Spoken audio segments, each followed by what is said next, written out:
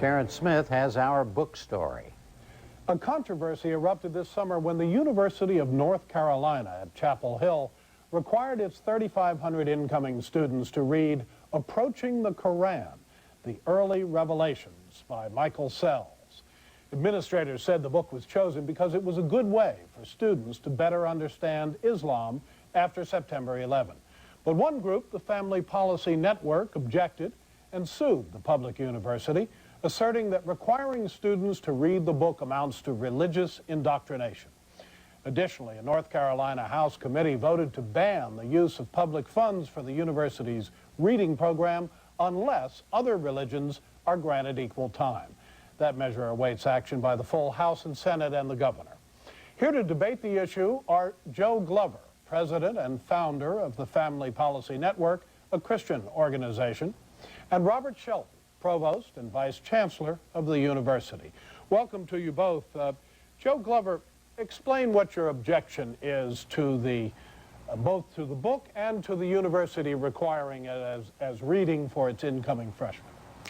Well, first of all, the concern is that you cannot force students to submit to religious indoctrination at a publicly funded university.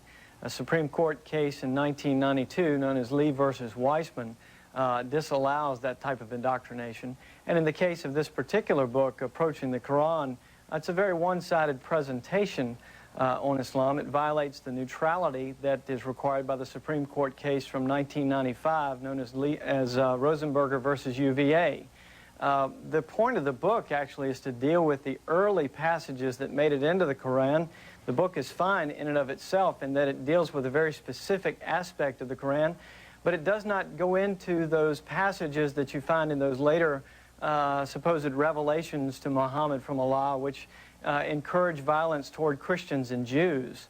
Surahs 4, 5, and 9 are totally left out of this book. If the university is being sincere when they say they want to enlighten students in light of 9/11 on Islam, they would at least choose a book that covered the passages that the terrorists quote as justification for the acts, like on September 11th. Robert Shelton, what's the university's position? Well, thank you. I think it's important to keep in perspective the goals of the summer reading program. It's in its 4th year, and in each year we have chosen, that is a committee of faculty, staff, and students, have selected a book that we feel will introduce ideas and thoughts to students, as opposed to forcing a position on people. In every instance, we've had a topic that is of current cultural interest. It's one that we feel brings forward ideas that our students are unlikely to have been exposed to in their upbringing to date. And we think this book does just that. I think the title of the book is a very important one. It talks about approaching the Quran. It is not an in-depth study of the Quran. It is an approach to it, and we feel it's at least a place to start to have a discussion on these ideas. But Mr. Shelton, Mr. Glover says that this is indoctrination, not enlightenment. Well, I think one does have to draw an important distinction between exposing people to ideas and engaging in discussion of those ideas and putting forward those ideas as the only way one can view a situation. In this case, we have a 2-hour discussion session planned, and in that session, I can tell you from previous experience, it will be just that, a discussion. It's not going to be an indoctrination or a promotion of any one point of view. Well, Joe Glover, how does that constitute indoctrination then? Well, it constitutes indoctrination because you have religious text written about the holy text of Islam, the Quran itself, written by a leading Islamist. It would be the moral equivalent of having a book written by someone like Franklin Graham or Jerry Falwell about the New Testament, including New Testament passages, introducing students to New Testament Christianity from a particular perspective, which if you had something like that, the ACLU would do backflips to get into court to stop it because it would definitely fit the description of religious indoctrination.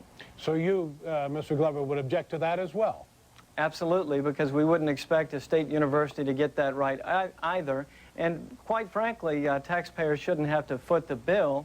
The ACLU has successfully argued in the past in the courts that taxpayers who disagree with Christianity should not foot the bill for Christian indoctrination.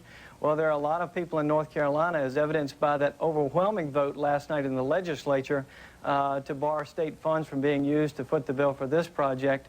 The taxpayers do not want to have their funds used for Islamic indoctrination either.